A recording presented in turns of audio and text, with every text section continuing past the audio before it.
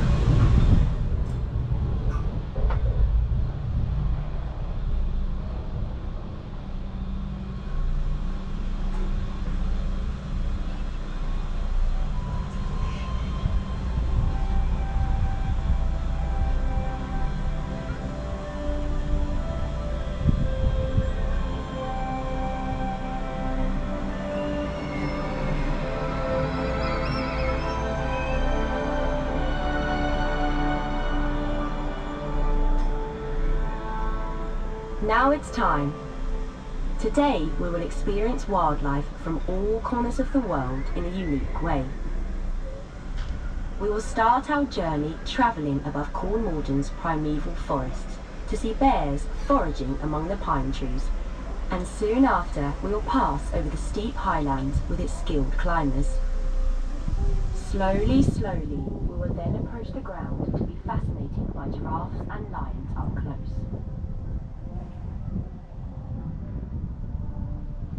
On our safari, you are the guest of the wild animals.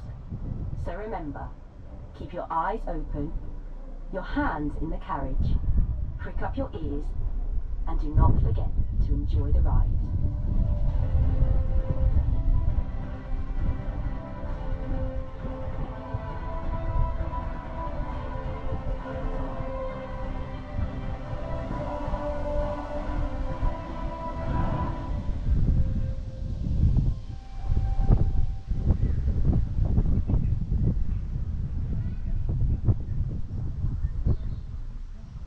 Soon in the middle of the wilderness. Here in the safari park, the animals live side by side in large areas, well adapted to what the animals need to thrive and flourish. Like the brown bears we're passing by right now, they love to climb trees, and sometimes they climb up in the pines just at the height of the carriages. Another favourite place for the bears is the pond, which they like to play and cool off in. As you can see, the bears' forest area here with us is similar to their natural habitat. Yet we caretakers need to constantly challenge their minds and constantly change their surroundings in order for them to thrive.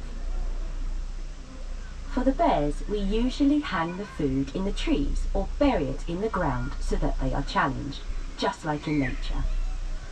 Sometimes we freeze meat, fish, or maybe blueberries in water. It will be perfect ice creams that take a long time to eat.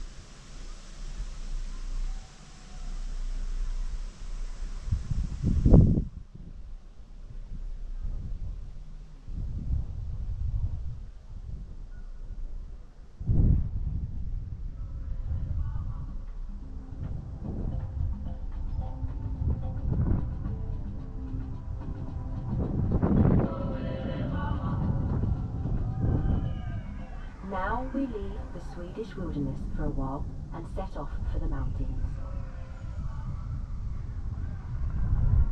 If you look up at the cliffs, you will soon see some of the world's mountain climbers. High up in mountain ranges around the world live many different animals that have adapted well to steep cliffs, heights and cold.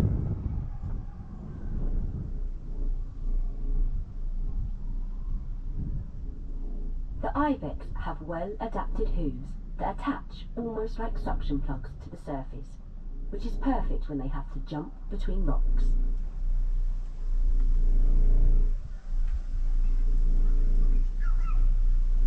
Vicuña have thick and dense wool that is both water repellent and warms against the cold. It also acts as protection against the strong sun up in the mountainous regions of the Andes. Red blood cells with an increased ability to absorb oxygen means that the vicuña does well in the thin air at high altitudes.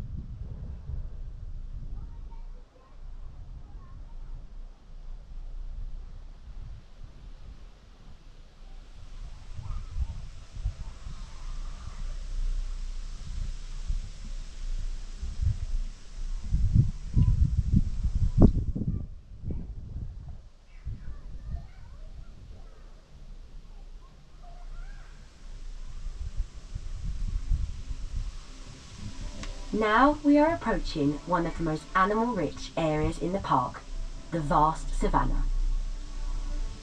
Up here on the right, in our safari camp, you can spend the night in a safari tent with the animals right by the campfire. In the morning, you wake up to the lion's powerful roar and look out over the savannah where hundreds of animals live together.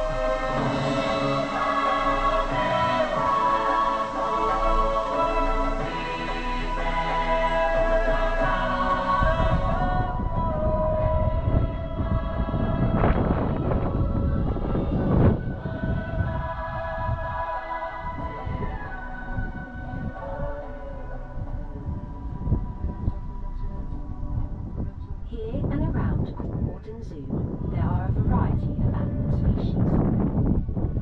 The vast majority are on the red list of species that are at risk of extinction in the wild. Many of them are part of the zoo's international conservation program to save the species for the future.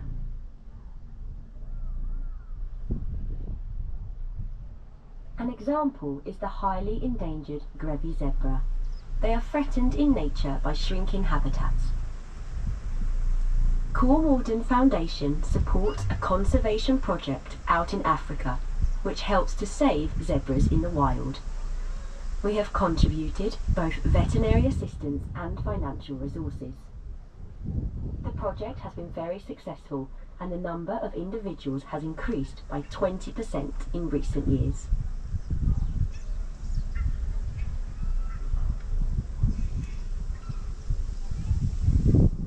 Towering high above any other animal on the savannah is the giraffe. A male can grow up to 5.5 meters tall and weigh as much as 1.5 tons. Taking care of such large animals can be challenging.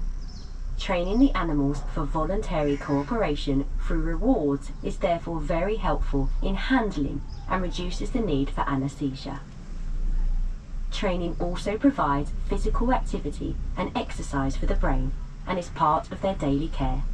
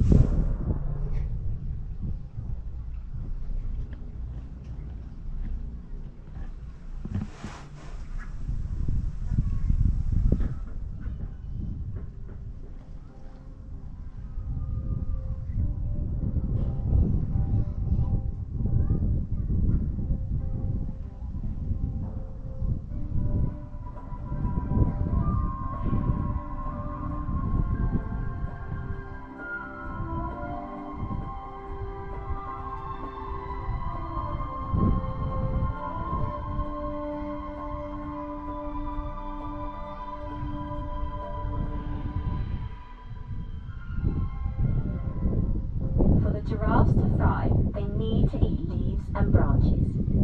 We hang the branches high up in the trees so the giraffes can reach for the good leaves. Antelopes, such as wildebeest and blackbucks, are animals that prefer the grass. We grow both shrubs and grass here in the park, and during the summer we drive in 3 tons of freshly cut grass for the animals every day.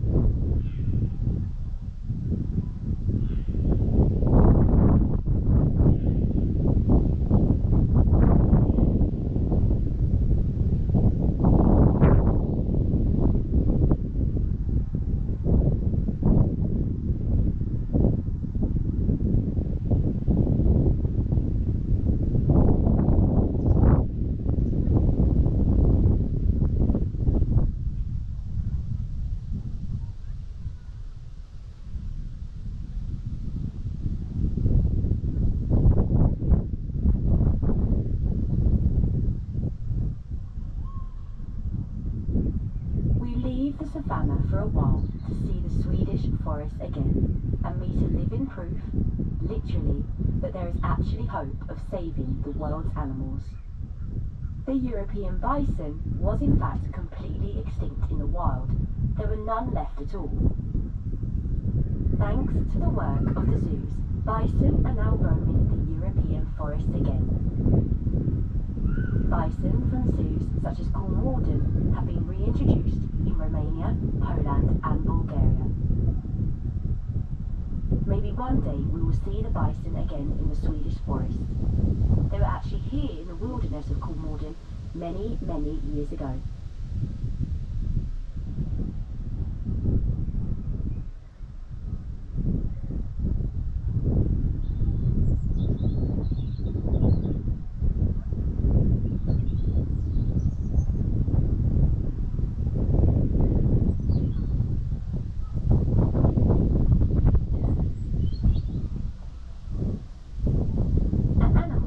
Found in the Swedish forest, but does not actually belong here, is the fallow deer.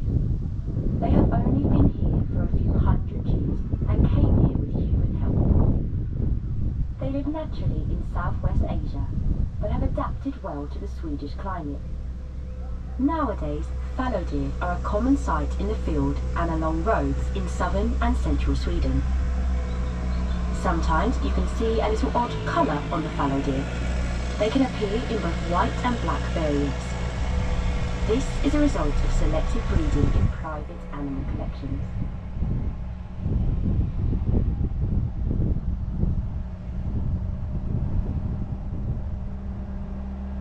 Here in the forest we also find our moose. The moose is the world's largest deer, and a bull can weigh around half a ton. In the summer, it is easy to see the difference between a bull and a cow, because the bull has large antlers, whilst the cow has no antlers at all. In winter, when the bull has lost its antlers, it can be a little trickier to see the difference between them. But it is only for a short while as the bull's antlers begin to regrow. In general, bulls are much larger in size.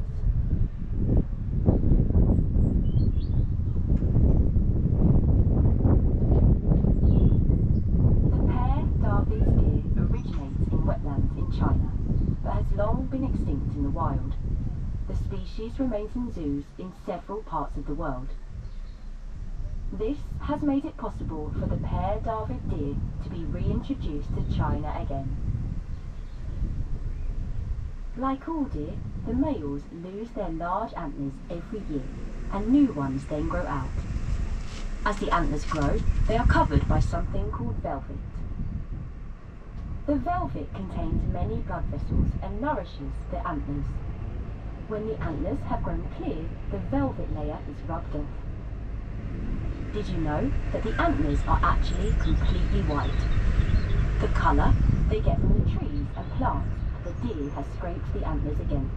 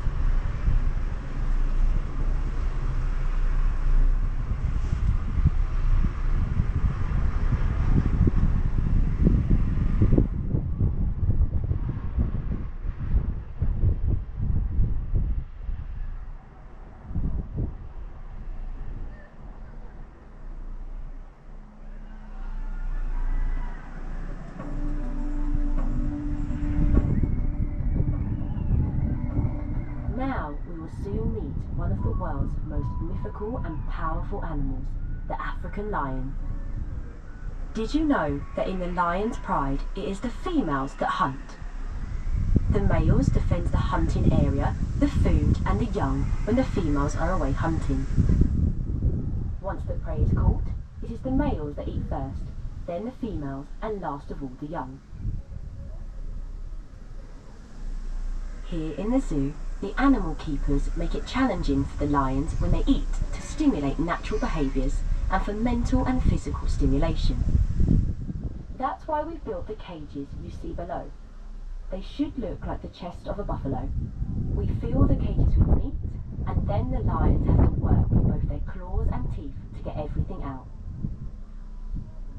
Another way to stimulate lions' natural behaviours is to let them use their sense of smell to find food that we have hidden out in the environment.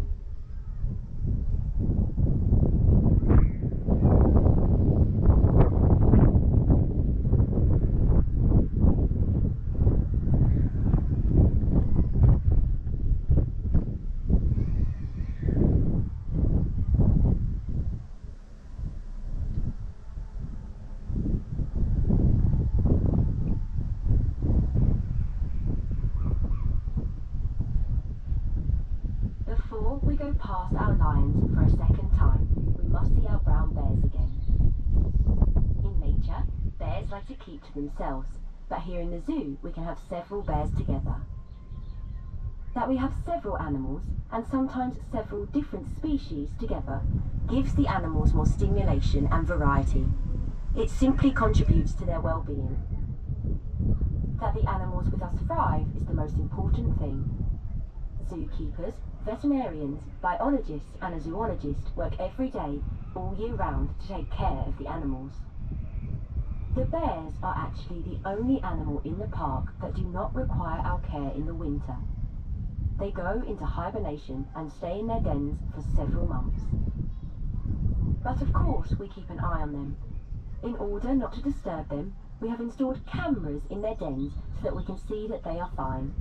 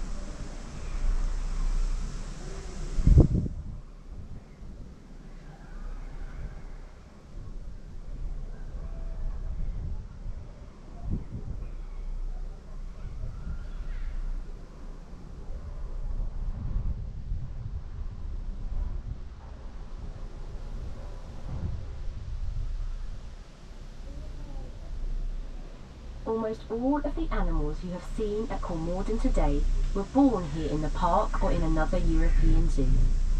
We do not capture animals from nature, but instead move animals between us. When young animals have grown up and would naturally have left their mother or herd, they may instead move to another zoo. Then it is important to keep track of where the animals come from and who are related to each other. Then you can best ensure that the young animals that are born contribute to maintaining a healthy population.